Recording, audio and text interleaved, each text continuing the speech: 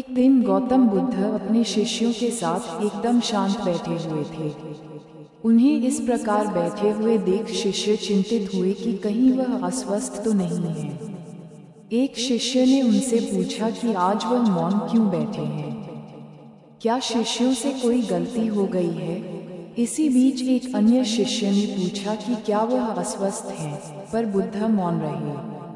तभी कुछ दूर खड़ा व्यक्ति जोर से चिल्लाया, आज मुझे सभा में बैठने की अनुमति क्यों नहीं दी गई है? बुद्ध आंखें बंद करके ध्यान मग्न हो गए।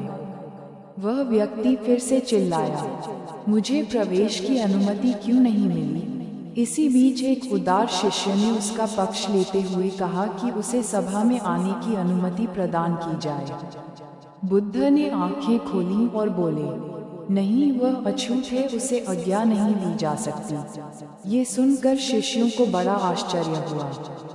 बुद्ध उनके मन का भाव समझ गए और बोले, हाँ, वह अछूत है। इस पर कई शिष्य बोले, हमारे आश्रम में जात पात का कोई भेद ही नहीं, फिर वह अछूत कैसे हो गया? तब बुद्ध ने समझाया, आज वह क्रोधित होकर आया है। क्रोध से जीवन की एकाग्रता भंग होती है। क्रोधी व्यक्ति प्रायः मानसिक हिंसा कर बैठता है, इसलिए जब तक वह क्रोध में रहता है तब तक अछूत होता है। इसलिए उसे कुछ समय एकांत में खड़े रहना चाहिए। क्रोधित शिष्य भी बुद्ध की बातें सुन रहा था। पश्चाताप की अग्नि में तपकर वह समझ चुका था कि अहिंसा ही मनुष्य का महान कर्तव्य व परम धर्म है। वह बुद्ध के चरणों में गिर पड़ा और कभी क्रोध न करने का प्रण लिया। शिक्षा।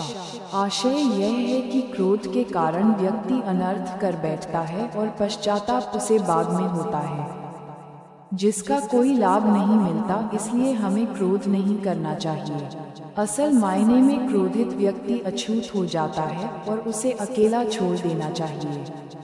क्रोध करने से तन, मन और धन तीनों की हानि होती है। क्रोध से ज्यादा हानिकारक कोई और वस्तु नहीं है।